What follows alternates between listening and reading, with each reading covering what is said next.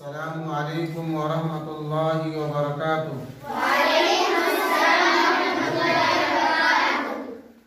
آج میرا آنا ہوا ہے مکتب فیض العلوم میں، تو یہاں کے بچوں کو کچھ اردو سے متعلق باتیں کرنا ہے۔ تو بچے بلا کسی تاخیر کے آج ہم لوگ اردو پڑھنا سیکھیں گے۔ دیکھو، اردو پڑھنا اور لکھنا بہت آسان ہے۔ اردو لکھنا اور پڑھنا بہت آسان ہے۔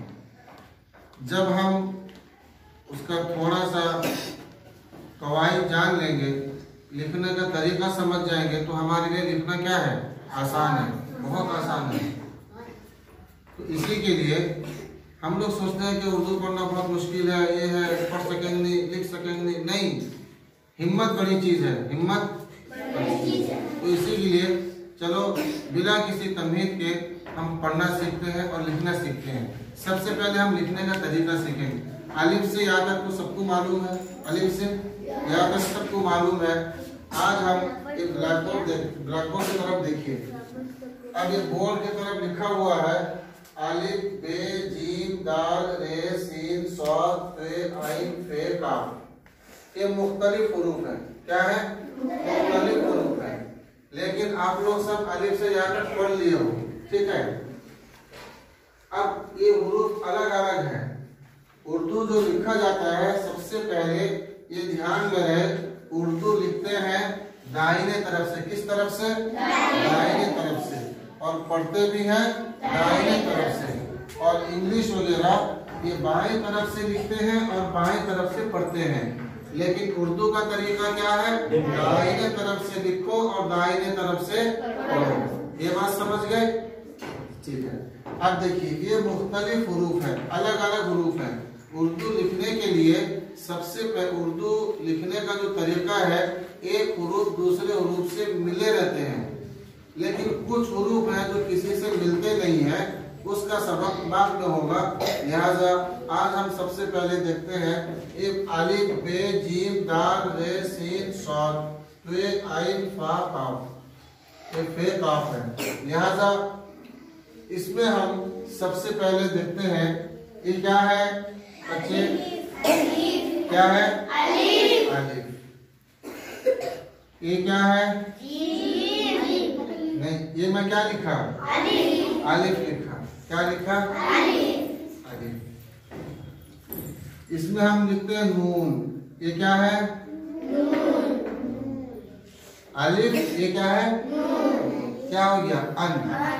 کیا ہو گیا؟ ان۔ الف دیکھو سیدھا ہے، الف کیا ہے؟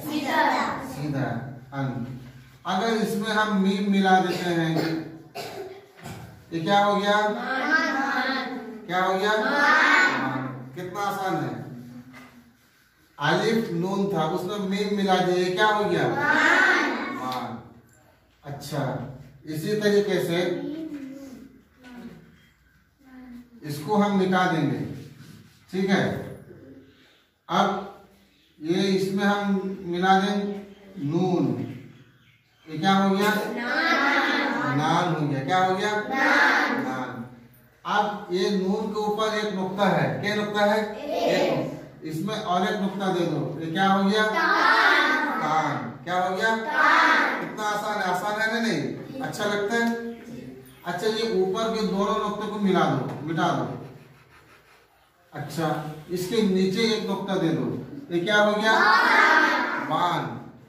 اچھا، ایک نقطے میں اور دو نقطہ ملا دو، کیا ہو گیا؟ پے ہو گیا۔ جب پے کے نیچے تین نقطہ رہتا ہے تو پے الف نون کیا ہو گیا؟ کیا ہو گیا؟ ہم لوگ لکھے تھے الف نون، اس میں حروف کو ملائے تو کتنا الفاظ بن گیا؟ بنا نہیں؟ اچھا، اسی طریقے سے اس میں ہم کیا کریں گے؟ جیم ملا دو، یہ کیا ہو گیا؟ جان۔ کیا ہو گیا؟ جان۔ اچھا، اس میں کیا کریں گے؟ ہم لوگ بڑی شین ملا دیں گے، یہ کیا ہو گیا؟ شان۔ دیکھو، یہ جو الف اور نون یہ اپنی جگہ ہے نہیں، لیکن پہلے کا حروف بدلنے کی وجہ سے کتنا الفاظ بدل گیا؟ कितना बात आ गया। तो इसी के लिए दो हुरूफ अपनी जगह है, लेकिन एक हुरूफ के अदल बदल होने की वजह से कितना अल्फाज बनाने नहीं। तो आसान है या नहीं, बोलो। बहुत आसान है। जिस तरीके से छोटे बच्चे लेजर लाइट जलाते हैं, लेजर लाइट जलाते नहीं आप लोग, तो जब स्विच दबाते हो तो बदल बदल के कलर आते नहीं। तो इसी तरह ये हुरूफ को बदलने से तो अल्फाज भी बदल जाते हैं। तो इसी के लिए उर्दू बहुत आसान है। उर्दू क्या है? बहुत आसान है। ये आज का सबक है, फिर दूसरा सबक इंशाअल्लाह पढ़ेंगे। अस्सलामु अलैकुम।